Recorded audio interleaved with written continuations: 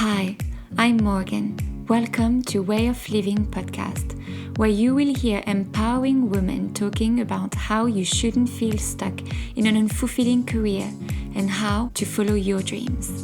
Life is short, live it to the fullest, and I hope you will feel inspired by their stories. Self-doubt and critical thinking can slow women down in their career's progression and their personal development. Business coach Marion Grimes sees their potential and decided to help female entrepreneurs with their communication strategies and help them with their confidence. In this episode, she talks about her journey from a business school in France and finishing her MBA in Canada to her jobs in sales and marketing within the media industry. Marion also shares with us the eventful year that changed her life and made her rethink about her entire world before becoming a certified coach. Hi Marion, how are you? Good, how are you? I'm very good, thank you. It's very weird because we were just talking in French, and that's a very weird transition to speak between French and English. That's very nice to meet you. I would love for you to talk about yourself. That's what I always ask my interviewees, to present themselves and who you are in one long sentence. One long sentence, it could take forever, but yeah, it's very nice to meet you. I am a business coach and I am helping women to set up and launch their business. I help them with personal coaching and then building communication strategies around their product or services, depending on what they want to do. It's about giving them confidence to set up their own thing. Have you ever learned anything about coaching? Did you have a coach yourself? Like how did this idea came to you? So basically, I've always been passionate about people, and I've worked with different type of people in my life. I did have a coach to set up my business. I didn't think it was necessary. And then going into this, I thought I needed to have the experience of a coach. I followed a coach certification. So I'm a certified coach just to make sure I was getting the proper foundation and to help others.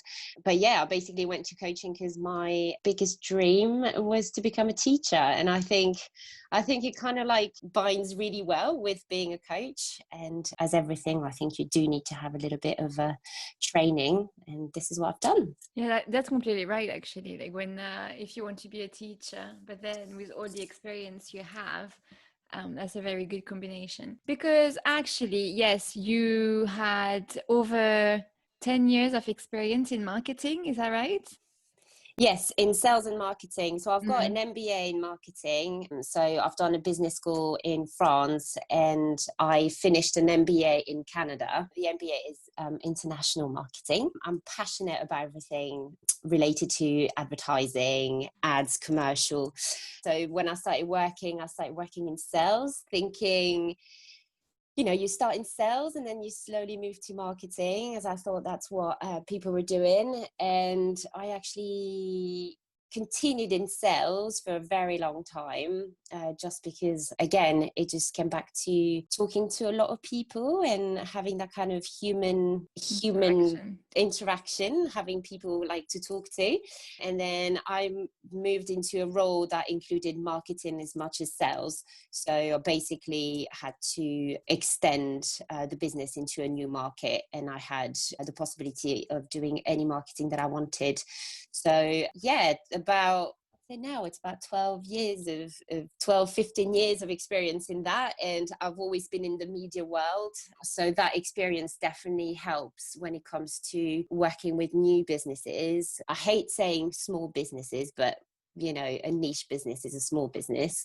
And it's quite nice to be able to have a view of everything they can do, whether it's radio ads or just, PR. So when did you think, okay, well, I've been working here for over a decade.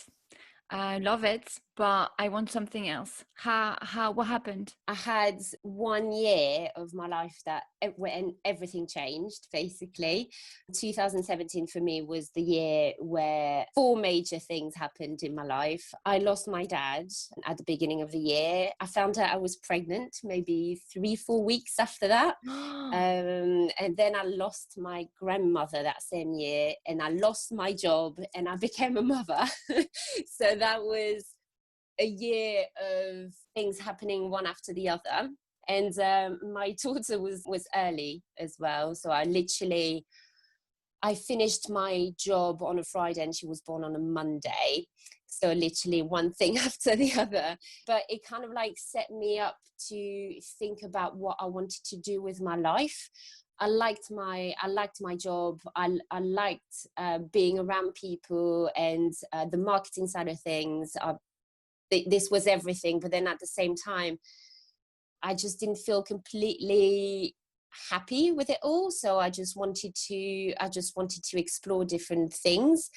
And when you're on maternity leave, it's quite difficult to think about, a career move. But actually, I've met so many people and I've been able to have really, really honest conversations with people that knew me really well. I think that just kind of helped me explore. And reading more and more about it, getting, I think I had two friends that basically said to me, you should be a business coach. You know so much about business and you love people.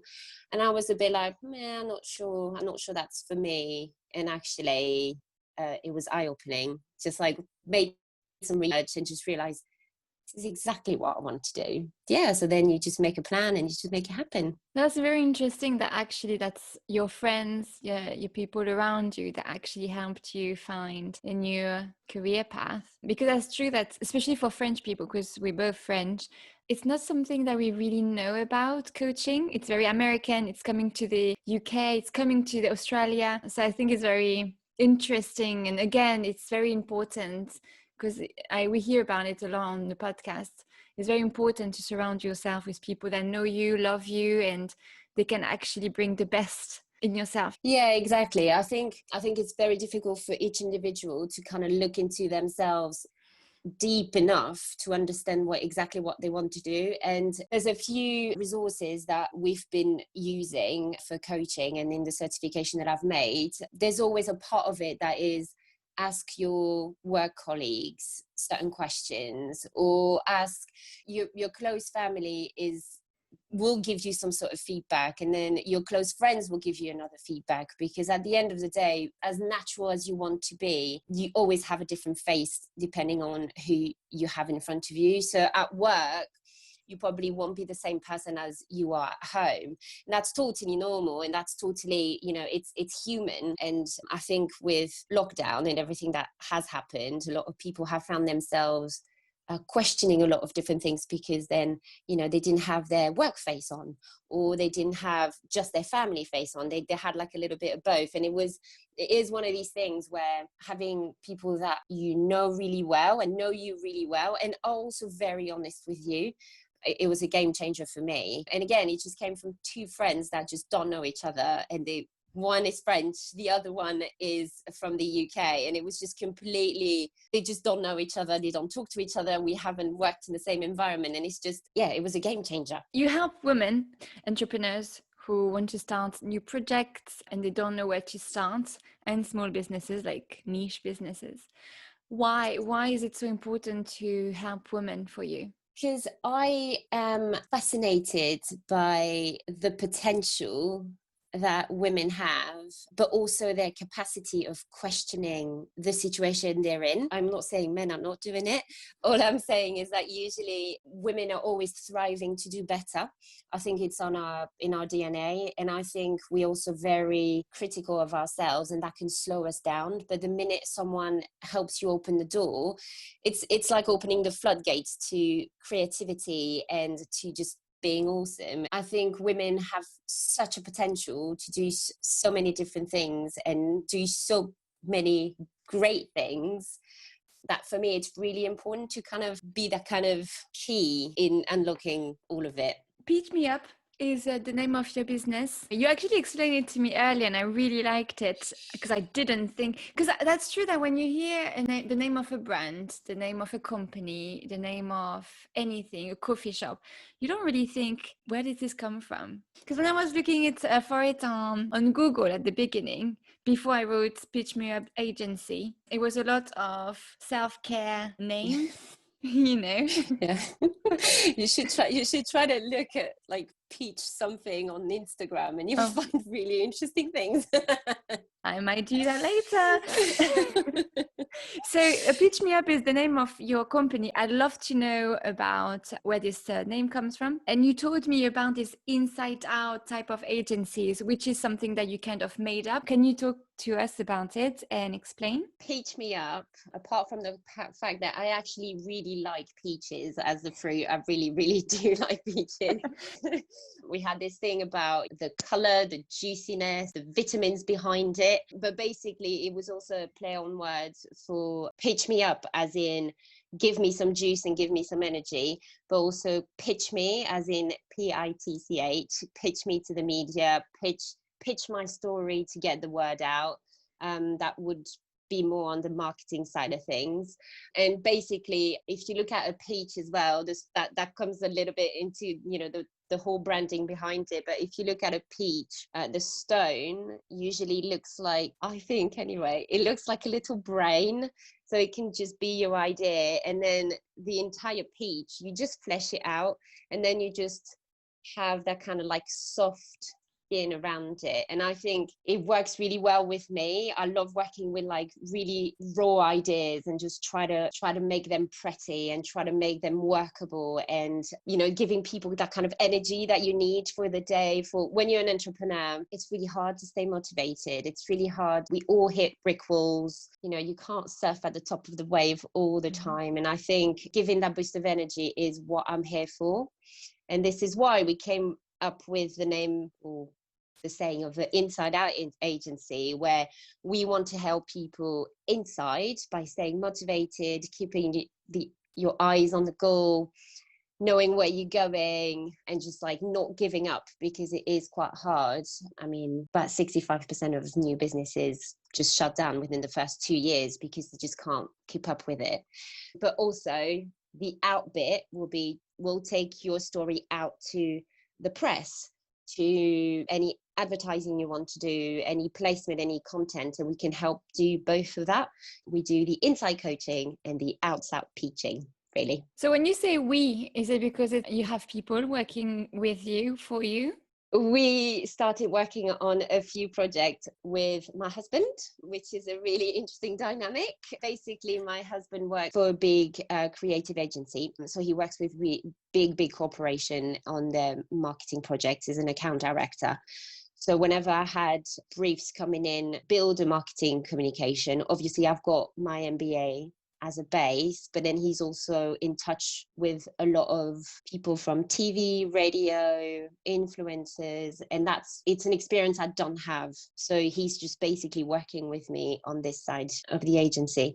So it's quite interesting because we can debate quite a lot, but we still have our roles are still very separated. So I'm mainly on the coaching side and he's on the marketing side, even though we work together, or at least try.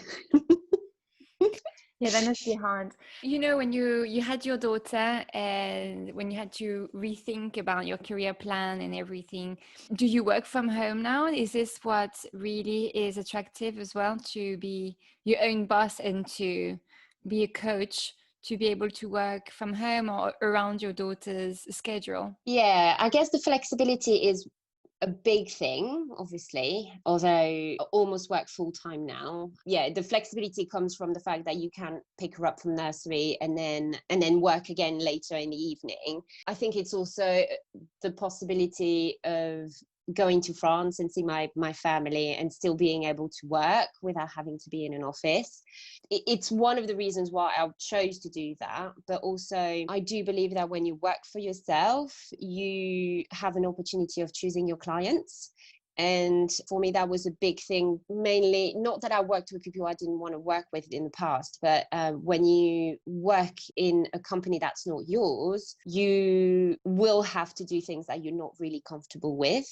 Whether it's, hiring someone in your team that you don't necessarily want to hire, or if it's working on briefs that you don't find interesting, because sometimes it happens. And I think having that kind of freedom of really, really working with people that were really interesting to me is probably the main drive for it. What does it take to create your own brand, from starting all over to create your own client base? What does it take exactly, mentally and probably physically? I remember having loads of these books or these articles about do a job that you love and you will never work a day in your life, or the 4-hour business week, or those things that kind of claim that it is easy. It's not easy. I think it's super scary at times. I mean, I've been for about an hour before talking to you. I was just like, oh my God, what am I going to say? And I feel like I'm a pretty confident person, but it is scary. It is putting yourself out there. It is a lot of work because it doesn't happen overnight. It does take a lot of consistency. You need to persevere. You have to look at your business plan over and over again. But also, I think it takes a lot of courage, because again, you could just launch and people would just ignore you, or you would just be one of them, or it is very daunting. But at the same time, there's no other word apart from it's awesome. It's just really good for all the reasons that I described before, just deciding on your client base. Who do you want to work with? Who are you going to reach out to? What kind of project are you going to work on? How diverse your client base is going to be. I can have a chat about an amazing product on a Monday morning and an incredible service on a Tuesday afternoon. It's just, the diversity for me is amazing. But how to get there is just, there are things that you can learn and you can do. There are techniques like having a business plan, creating a vision board, setting objectives, things like this, where for me, my coach was really, really important for that, because I was going, yeah, I'll do that. I have no idea how I'm going to make money or anything like that. So it's quite nice to actually have tools to help you through it. Yeah, I think mentally it is hard, but then it's like when you do those parachute dives, when you just jump out of a plane. I don't know if you've ever done one, but it is, you're sitting on the plane and obviously you're safe. You've got someone behind you, but it's so scary. Obviously you're just jumping out of a plane, but then at the same time you've got this adrenaline and this kind of like feeling of, oh my God, this is going to be amazing. And I think creating a business is this, but that's a 2-year feeling of like, can I do this? Can I not? It's scary, but it's exciting. And I think having someone that drives you through that is really helpful. And you were asking about putting together the brand. I personally used someone to help me through that. So that had the right questions, to make sure my tone of voice was the same throughout everything I was doing. She helped me with giving me the identity of my brand. So the logo, the colors, and we worked really, really closely. She happens to be a really good friend of mine, so she knows me really well. So the process was really easy, but it was the questions that she was asking me were things that I just didn't think about, because you think about it when you help brands to advertise, but when it's yourself, you never think it's important. So I've used someone to help me through that, and I think that really helped, also understanding my rationale behind everything. I was going to ask you, actually, that's very interesting, because I was going to ask you, that's one thing to coach people. You've had this career in marketing, you know your way around, you can teach people, but do you still have someone coaching you when you feel down and you're like, oh my God? Because being an entrepreneur is up and down and up and down, and sometimes a lot of downs before a few up, or the other way around.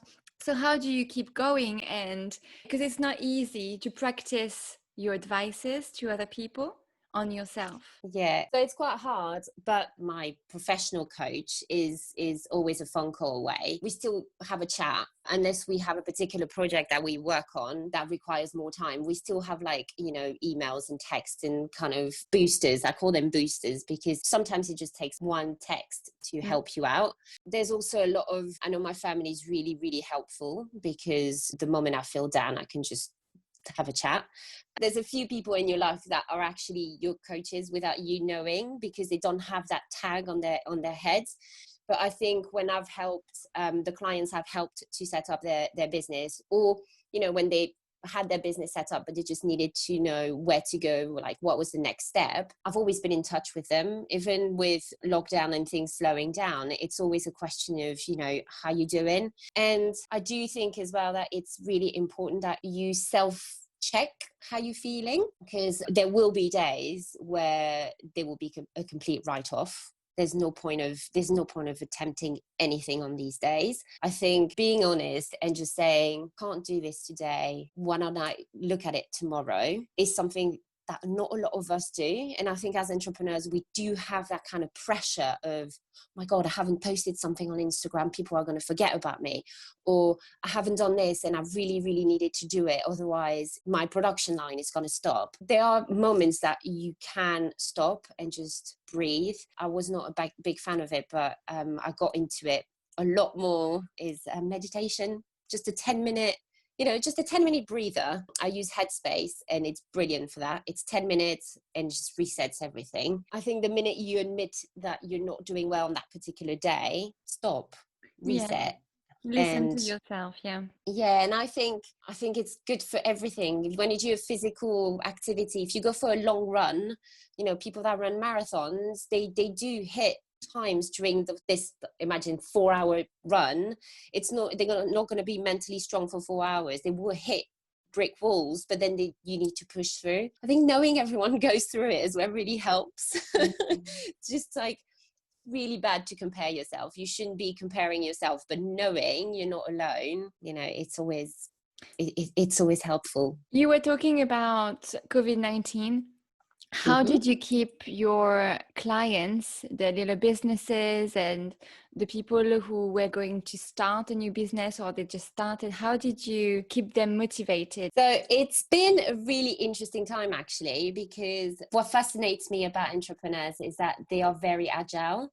So it's a question of, there's a term for it, it's called a pivot strategy. So you basically need to find something, a turnaround to make your business work. And I think as much as the first month everything kind of slowed down and people were kind of thinking, well, that's it, no one's going to be working, everyone's indoors, we're not going to buy anything, we're not going to do anything. We had to self-isolate for 2.5 weeks because my daughter had a huge fever. It was really interesting to help people initiate a turn, and I think that's where I've become really helpful with them, because it was a question of, what do I do now? Well, now you've got the possibility of exploring new things, exploring a new product that you can do, exploring a new service that you can offer. I have created a nutrition program for the people I was coaching as well, because a lot of women that I was talking to were telling me, oh, I'm putting on weight, I don't know, I need to go back into healthy habits or whatever. So I personally followed a nutrition course. I've worked with a nutritionist to put together like menus and recipes, and I work with a supplement company as well to really help boost your metabolism. That's obviously something that comes into a program, but that was part of me adapting everything during the lockdown. I think this is where I've been really helpful. Not the nutrition thing, obviously it has helped quite a few people, but it's really helpful to know that you have, again, so many possibilities and so many opportunities. It's about finding the one that you could do during a particular time, like COVID-19. Yeah, it's like recycling yourself. And I think it's really hard for a lot of people, because we feel, that's something that I see in a lot of people and myself. We feel kind of stuck like a lot of people, they will study and they will do this job, and then, okay, I gain that skill, I can do this or that, and that's it. But I think it takes a lot of creativity, and I feel like you're very creative, so you can actually think about outside the box. And it's hard to do this on yourself. I can do this on a lot of people. Oh, but you could do this. Believe in yourself. And but you could do that. You're very good at this, and you've got this skill that you didn't learn at school. But when it's about you, it's really hard. It is quite hard to see every single one of your skill is transferable. If you worked in sales, like I worked in media sales, so I was basically selling advertising space to companies that just wanted to advertise. And I thought for a while I was just going to work in sales and stay selling media space for a long time. But then I went to an interview and someone said to me, but you were working in sales, like what can you bring us? But actually I can buy space for you because I've been on the other side. So if I've been on the other side, I know exactly how to negotiate. I know how the margins can be cut. I know how to hustle as well. Like if you call a media salesperson at the end of the month, they will give you a bigger discount than if you call them at the beginning of the month. And this is things that I know because I was on the other side. But unless you've got someone that really helps you understand that all your skills are transferable, all your experience in your life, professional, personal, everything that you go through has a purpose later. I think you just need to really look and understand like why this happened to you and what you learned from it. And I think, I'm quite good at finding new ideas and just thinking about how people could just improve their lives, really. That's a skill on its own as well, just like being able to think like that and see it. And I think it takes a lot of confidence. You said you were a very confident person, so I think it takes a lot of confidence. How did you feel about the starting over? How did you deal with this, and what was the feeling? What were your expectations, the bad and the good? I think the biggest fear was financial fear. I think when you are working in a business, you do have the security of your pay slip at the end of the month. Just, you know how much you're going to earn, you know how much you're going to pay for rent, car and everything. Whereas if you go on your own, it's a little bit of a, what can I do? How am I going to make money? And I think that was the main block for me starting. I just think I'm not a person that finds excuses. So if I want to do something, I'm just going to go and do it. But it is hard because you're also on your own. And I think if you were asking me today, would you go back to an office job? I would say I would, just to be with colleagues and people. Just to be able to, I mean, I love working in my little office at home, but it's just the interaction with people is just, I think, is quite hard. I think that's why co-working spaces are amazing, because you can just meet people. You can just grab a coffee with someone else. I think, again, the lockdown has like really increased that feeling of like, I really want to see people. And I think that was the main fear. It was money and not seeing a lot of people, for me, were the two major things. And then obviously all the details around it. How do I get trained? Do I need a certification? But these are details. I recommend to my clients to build a vision board, because it's not necessarily about, your wildest dreams, but it's about your goal in life. And when you have that in your head and it's clear, it can always evolve, but the bigger picture will remain the same. And I think every single decision that you make in your life, when they work towards your goal, they end up just being justified. And if you have that, if you've got your vision board, you've got a rationale and you know where you're going. And I think that really helps, again, when you're having a really bad week or you had really bad news, that really help thinking, which just really helps picking you up. It's daunting though, when you have to go on your own. It takes time, takes prep. I wouldn't go back. You wouldn't go back. That's good. That's something that's important. Something that I always ask at the end of the podcast is, So what do you think about success? Do you feel successful? And yeah, what is success for you? Success for me is basically waking up in the morning and feeling serene about what's there for your day. I don't measure success with money, but that's my personal view. My personal success is really measured by the feedback I get from my clients, and I think it's been great. But it's been great because I chose them as well. I'm just really, really happy to be working with the people I'm working with. Always happy to get a new brief in, and yeah, I think that's, for me, I think that's success, really. I forgot to ask you because you were talking about your clients, and how did you find your clients? How did you build it? Because obviously you can't really take clients from your former job. So how did you build this? Because it's been only a year. Yeah, so it's been word to mouth. One of my very good clients is someone I met at a Christmas market. She was selling her products, and we started having a chat. And she's French and she lives in London. It's not you, but she basically, yeah, we just had a chat, and then she was just like, I just love making this, and I just don't know where I'm going to take the business. And she was on maternity leave, and we started like really getting along really well. And then from that point, she introduced me to other people. I recommend my clients to do a lot of PR, and so that's what I do as well. There's a few journalists I've talked to, and they just pass along the message. I think networking is a big thing. Networking with people that are like-minded, just going to conferences, having a chat, and you know, I'm just a curious person, so it's quite easy for me to do. But then when you set up your business, you do have to do the typical prospect list. Who do I want to work with? Who can I talk to? What will be my approach? And basically, when you set up your own business, helping people set up their business, you have to just follow what you're going to give them. So that's basically what I've done for myself.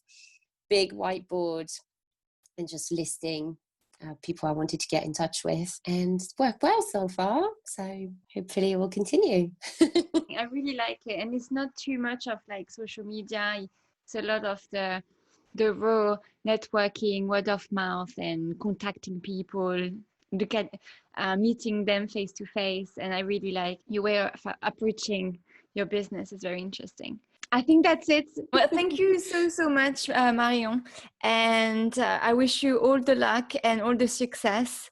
And thank you so much for your time. Well, thank you so much for having me. It was really nice to share my story. Thank you. Bye. Voila, that's the end of this episode, and I want to thank Marion for telling her story. Please share it on your social media, and it might reach someone who will feel inspired to follow their dream. Don't forget, life is short. Live it to the fullest.